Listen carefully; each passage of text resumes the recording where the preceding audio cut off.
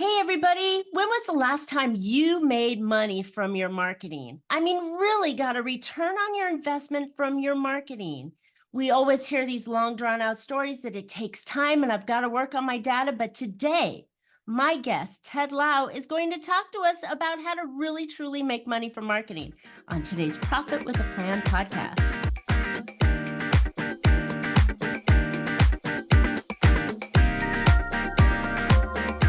Hey, entrepreneurs, are you trying to make bigger profits in your small business? If you're like most of us business owners, increasing your profitability is always on your mind. And you're probably looking for ways to grow your revenue while growing your company. Well, you found a podcast that shares ideas to help you do just that. I'm Marcia Riner, known as the Profit Booster, and I'm a business growth strategist. I've been helping tons of small business owners to establish and implement a tangible plan that guarantees increased profitability, guides your growth, and plans for a future exit. Because building a highly profitable and sale-ready business creates a win-win scenario. That's more money now and a windfall when it's time to let go. And I want to share strategies that I've learned with you on today's Profit with a Plan podcast. But before we get started, I have something special to share with you, my podcast audience. If you ever thought of supercharging your business and you wanted to avoid profit plateaus or operational headaches, how about growth roadblocks? Well, I've got a brand new Profit Booster playbook just for you. You'll uncover 3 essential strategies and the quick way to take action on them. Now, this is not just a single-page report. It's filled with impactful strategies, actionable steps, and expert guidance to elevate your profits. Go download this playbook for free at boostingprofit.com. All right, my guest today is Ted Lau. He's the owner of and CEO of Ballistic Arts. Founded in 2002, Ballistic Arts is a high-touch, award-winning lead generation digital marketing agency that focuses on online lead generation for established B2B professional service firms, as well as distribution and manufacturers who are frustrated they're not getting enough new business from their marketing efforts. Ballistic Arts has a full division in lead generation, digital marketing, graphic design, video production, and web development. Their client roster includes Century 21, Tim Hortons, yay Tim, KPMG, C-SPAN, Raymond James, B2 Gold, and that's just a few. By marrying the compelling creative content with precise lead conversion data, Ballistic Arts has successfully increased clients' leads by up to 650%, while beating the industry standard ad buys by 30 to 80%. Tim, that's a pretty, or Ted, sorry, that's a pretty, I'm thinking Tim Horton, right? Yeah, That's that's a right. pretty crazy claim, 650%, but I'm Uh-huh. dying to find out how. Welcome to the show. Thanks, Marcia. Well, I'm happy to be here. And yes, would love to dive into how we're going to be able to share with your audience how we get those numbers for our clients. Wow. Well, you know what? In the little brief introduction, I know that you have probably one of the hardest jobs out there as a marketing agency because the consumer who hires you have these like grandiose dreams of I'm going to have more business than I know what to do with, and leads are going to come rushing through the door. And then they get with other marketing agencies and that falls flat, like miserably flat, 6 months and a lot of money down the drain. And they're like, well, where are my leads? Right. And so I think that having a real true marketing agency that can produce leads is gold. So I'm happy to have you on today. Yeah, absolutely. I'm really happy to chat more about it and dive into how we can help. And you know what? I think the first thing I jump in here is that, yeah, a lot of companies do have this idea, this thought that, hey, if I hire a marketing company, that I'm going to make a ton of business. However, a lot of the clients that we work with are mostly in the B2B space, mostly distributors, manufacturers who are, 3rd-generation business that are kind of jaded, quite frankly, with digital marketing. So by the time they come to us, I get more, I don't get the, oh, you're going to make us a ton of money. It's kind of like, oh, you're going to waste us a ton of money because you people, you You guys. you dirty digital marketers have caused all this commotion of marketing, but we're not making any money. So they're typically very jaded by the time they come to us. And we have had a lot of fun turning that frown upside down. And yeah, we can chat more about that today. Oh, I love it. I love it. Well, let's get into it. So you mentioned B2B businesses. Is there a difference between businesses that go after consumers versus businesses that go after businesses?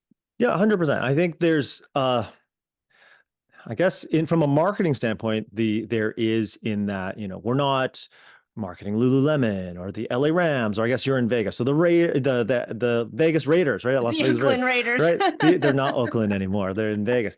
And so that's a very different animal. Like that's a lot of brand awareness, making sure that folks know about the brand and the logo looks good and it says this. And that's not to say that you don't have that for B2B, but a lot of B2B companies are folks that are used to going to trade shows. They're part of the supply chain. They're shaking hands, kissing babies, as it were.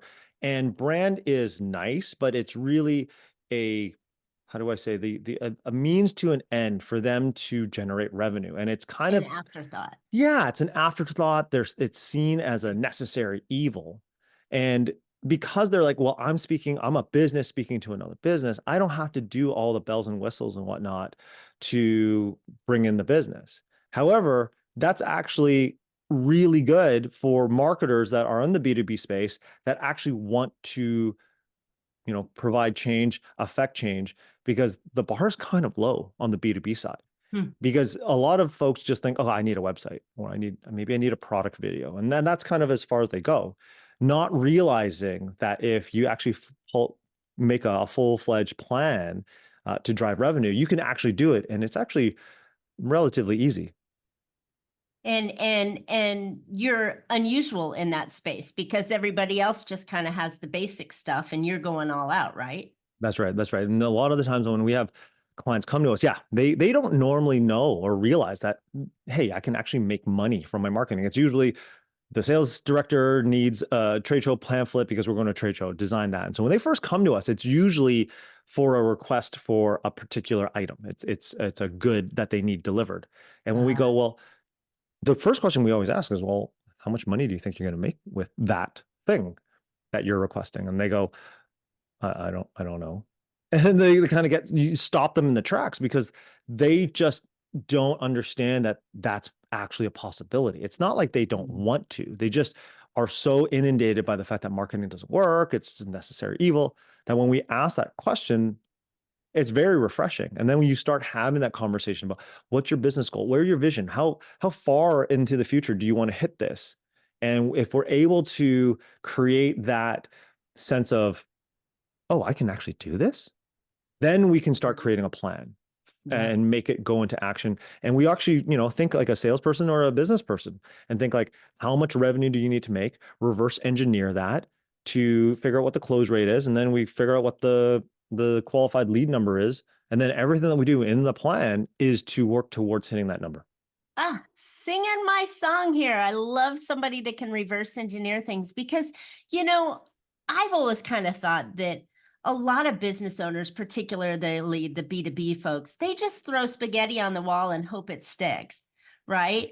They're just thinking, oh, well, if I have this really fancy website that doesn't do anything but act as a glorified business card, or they have this, like you said, this big trade show, but they don't make any money off of it. It's terrible. Well, it's very disappointing and deflating. You're a business owner, you're wanting to put your best foot out there, but then you're not really sure what you're doing, how you're going to do it. A big frustration that a lot of our clients get is the fact that they don't get guidance on how to generate new leads, how to get that ROI. And so, yeah, great that we're here talking about profit because that's really the name of the game when it comes to our kind of marketing. Yes, we reverse engineer. And a lot of the time that spaghetti on the wall that you talk about, that shotgun approach is what a lot of marketers will do. It's kind of like, this is what I know. We need a new, We and then need insert, data. they go, well, we need logo, maybe a website, maybe a brochure, maybe, and they just kind of spit out what they know. But Yeah. to your point, when you just said data, the data will actually tell us what we need to do, how we need to do it. We do a big competitive analysis of who's who out there that's competing. And then we kind of find where the low hanging fruit is because I don't care. I have lots of clients that have very large Fortune 500 type competitors.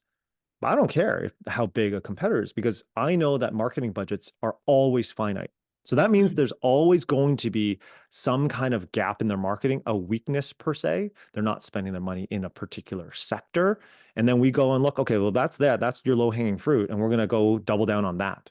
And it makes it a lot easier. And everything that we're doing is not fluff driven. It is actually like, how can we actually drive revenue? And so long as we can drive revenue and prove the case, I mean, if you, it was you, like, hey, if I put in $1 and I got $5 back, you're probably going to keep putting in that dollar, right? That's Of the course idea. I will. Exactly.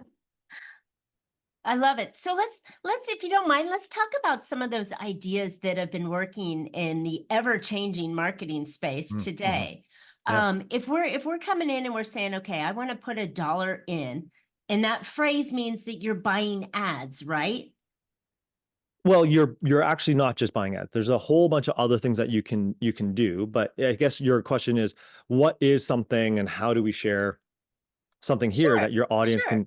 But can in that, take? before we go forward, though, because I asked a double-ended question that I'm Okay. horribly with, as an interviewer, I double-end the questions too often. But, when we talk about $1 in and $5 back, that's usually an advertising spend, correct? It's not in the production and in No, the no, no. It's in the collateral and production too. everything else, For right? us, for us, when I'm saying for every dollar you put in, it's production, ad spend, strategy, the whole thing, right? Okay. And because at the end of the day, it's part of your cost of goods sold, right? Mm, It is part good of job.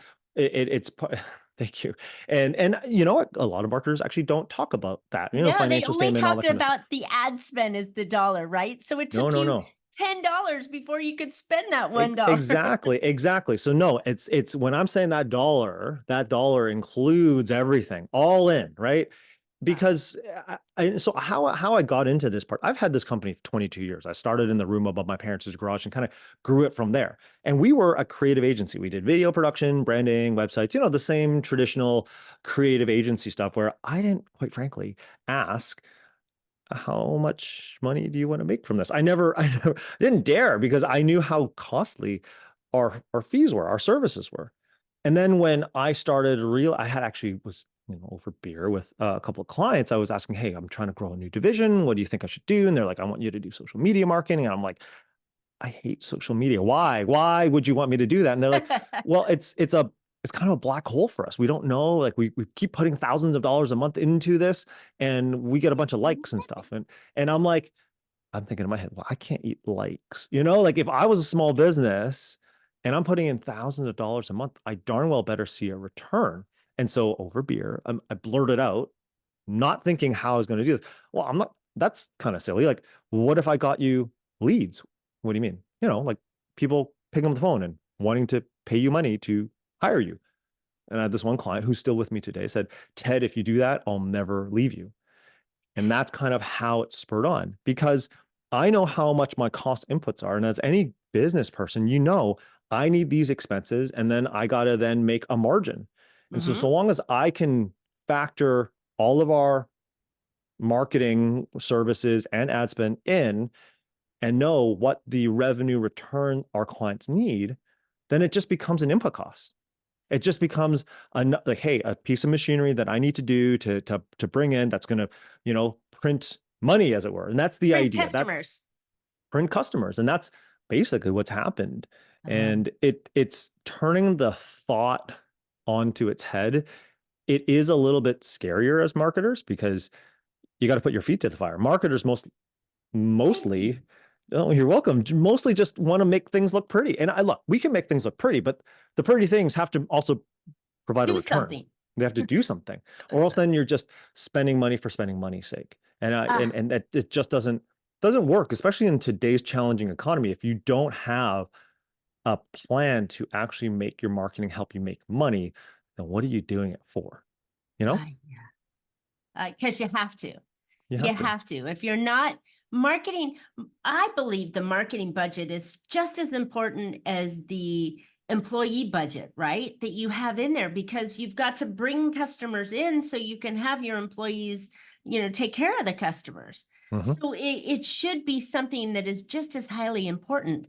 But I think that we get into this, like I said in the beginning, we get into this hole with other marketers, we'll call them, that just promise something, but there's nothing at the end that really truly comes out, right? 6 months, a year down the way, you're like, oh, we're finally starting to get something. And then if I'm not making money off it, then it's my problem because I didn't know how to close a deal.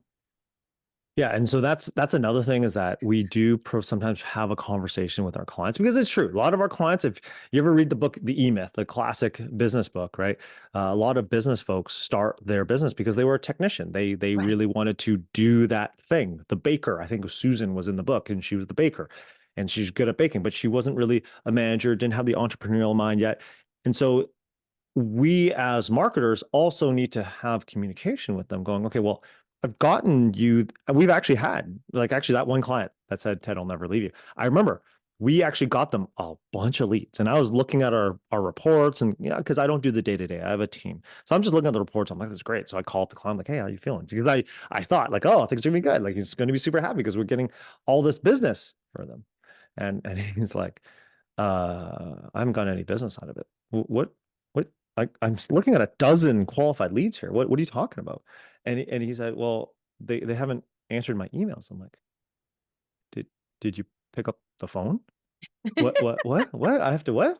You have to pick up the phone and call them. Oh, and then we've had to kind of educate our clients along as well. And I know that sounds basic, but a lot of clients just think, hey, if I'm responding and they don't respond, then that's it. No, like you actually have to. You're a services. This is particular client is a services business, and with B2B companies, typically it's less transactional. It's more relationship based. Mm. So we have to educate them on the relationship, and this is why it's actually been very good on the B2B side because a lot of our marketing is content driven. It is content marketing where we are positioning our clients' products or our clients' services as industry leaders and experts and why their product or their service is going to benefit their end customer.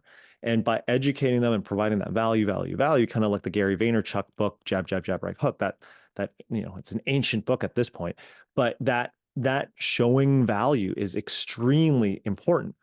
And having that ability to continue on that allows our clients to be seen as trusted advisors. And then therefore they just, again, the recipe works. And we've been very happy about that. I love it. And it's, you hit on something that I think business owners forget. They go off chasing shiny objects, squirrels, fall down rabbit holes, all the terminology of people, business owners getting lost. It's because they're forgetting about those foundational things and chasing those sexy, sparkly stuff like we'll call it AI now, right? All the AI stuff is very exciting and fun to play with, but they're forgetting the foundational pieces like pick up the phone Yeah. and make a relationship with Make a this relationship. person and provide them value. And they'll go, oh, I see now why I need this because it's going to do that, so that.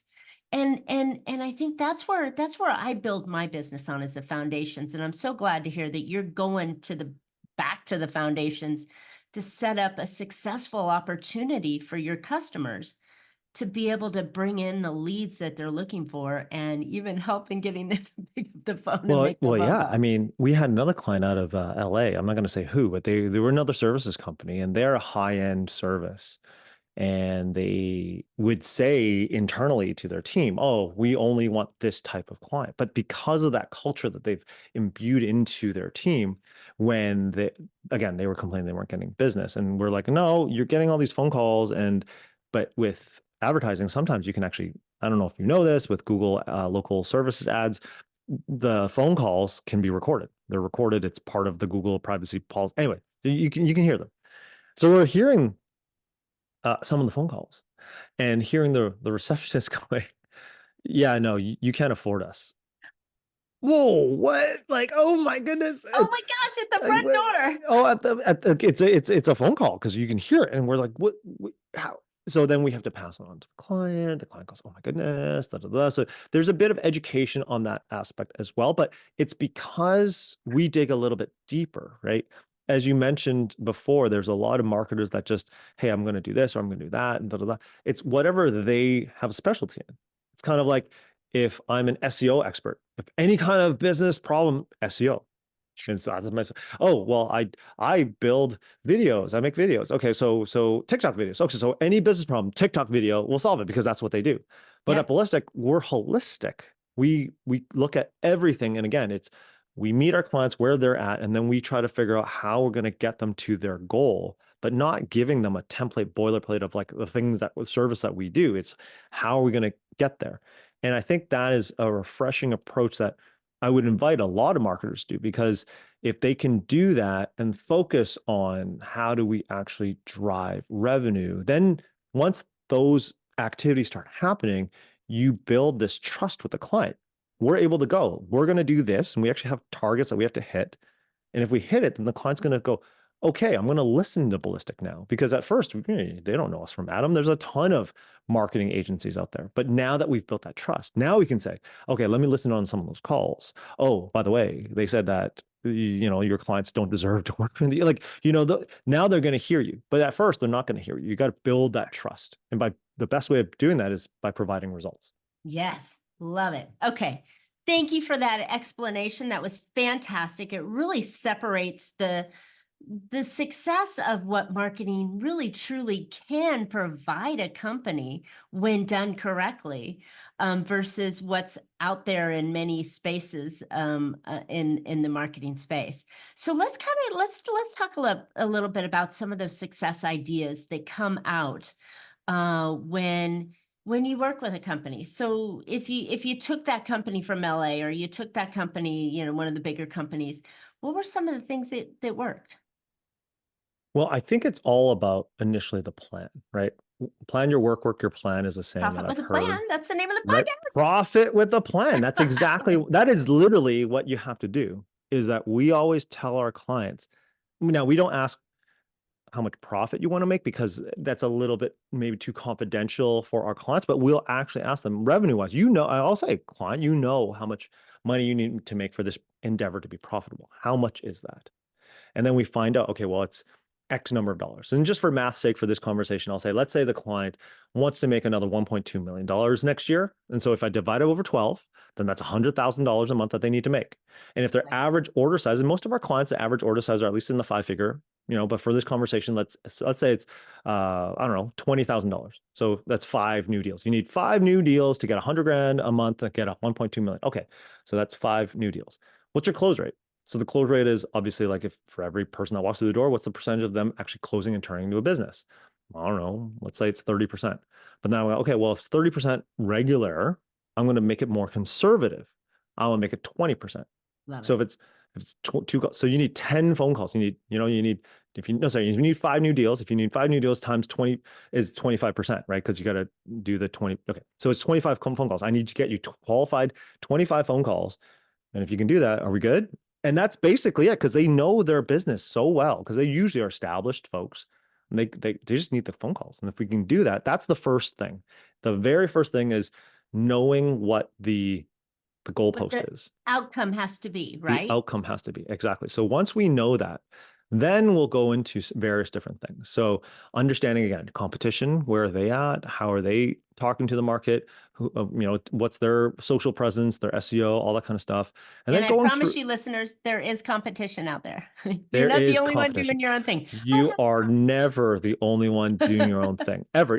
But that's okay, right? And I am not concerned about if you're a larger client and you have all these like more small competitors that are kind of biting at your heels. I'm not concerned about that, and I'm certainly not concerned if you're a smaller player in a big with a big player in the mix, because like I said earlier in the call, that all budget is finite. All marketing budget is finite. So there's always going to be a weakness. And so the competitor analysis is finding the weakness. Then we go into creating a persona. Who are you talking to? Here's another tip: is talking to different personas, great. But you really have 1, 2, 3 top type personas that you talk to on a daily basis.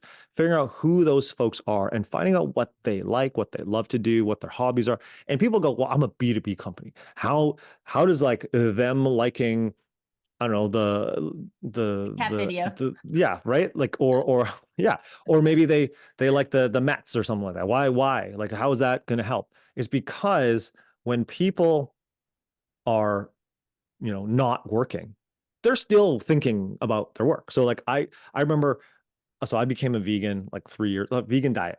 Okay. I had a vegan diet. So 3 years ago, I started doing that. And I'm online checking, I do all the cooking at home. I'm checking like how to make vegan grab and go breakfast for the next morning, right? I'm going through, and then all of a sudden, an ad for a new CRM system comes up. And we were actually looking for a CRM that month. And because the targeting was so good, it spoke to me, and we actually shortlisted them to start working with us as a CRM company.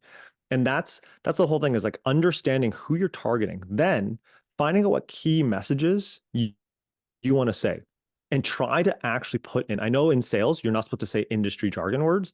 In marketing, it actually works. And the reason why is because if I am putting an ad to you, okay, I'm going to target a whole subset section of people that may or may not actually be this buyer that I want, right? I'm targeting, there's going to be 10,000 people that I target.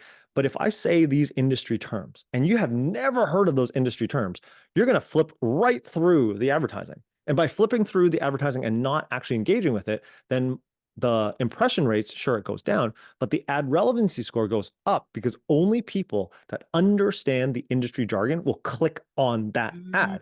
And so therefore your ad relevancy score is higher, and there that means your cost per click is going to be lower. And that is But going to be a really good secret on how to target these people. I love that. But so many customers or businesses don't want to niche. They want to be, they're afraid that if they use that, then what about those people that got the ad that click through? They're gone. I wanted to capture them too. Well, how do I say this? They weren't your client to begin with. You know what I mean? Like it's at the end of the day, if you're everything to everybody, you're nobody to anybody. Yes. You have to be able to really hone down on what your niche is. Sure, you might have peripheral business elsewhere, but if you can specialize and know, and that's actually the key to our success. Any of our clients come to us, they're usually established, they know what they're doing in terms of their business and profit, and they're already a going concern, they've been around for decades, all good. They just kind of hit a ceiling. But if they have a niche, specifically a niche that is going to speak to those people, they'll win. Like I guarantee, like anyone coming to me that's like been established as a company that actually has a niche and knows what they're doing is already profitable, we will make them win for sure. Like that has happened time and time again. It's Great. because of the niche piece though, because that way then I can target that specific message to them, have my clients be seen as a thought leader in that space. They win all day long. I have a client who is a data research company, can't say where, but they compete with like large like Ipsos Reid type companies. They're specifically targeting data research companies. They're targeting directors of research in large conglomerates like Amazon and Nintendo and stuff like that. Yet we were able to target, because of the fact that they're so niche. We can say this is the message that only works for these people. I mean, we keep hitting above their lead targets every month. I think that is the golden nugget of the entire show, is that you have to be able to talk to your ideal audience. You said if you had one or two or possibly three ideal people that you're talking to, but marketing is to stop people in their tracks and redirect them to look at your stuff, right? It's not to close the deal. That's what the telephone call is for. But it's to get them to stop in their tracks enough times for them to recognize you and consume your information. And if you're talking to everybody out there about everything, and it's raining today, and yesterday was sunny, and tomorrow's going to be windy, they're going to go, oh, okay, that's the weather. Moving on. Yeah, absolutely. And the whole thing about the content that you talked about, right? Getting them to consume your content. That's what you said. That is the number one thing you want them to do, because it's going to take 8 to 10 touches before Just most of these folks know you exist, right? Man. I think we get bombarded. I was doing a talk at the other day, and I had to, do some research, and we get bombarded by 4,000 to 10,000 ads a day now, since like the days of TikTok and Reels and stuff like that. That is happening all day long.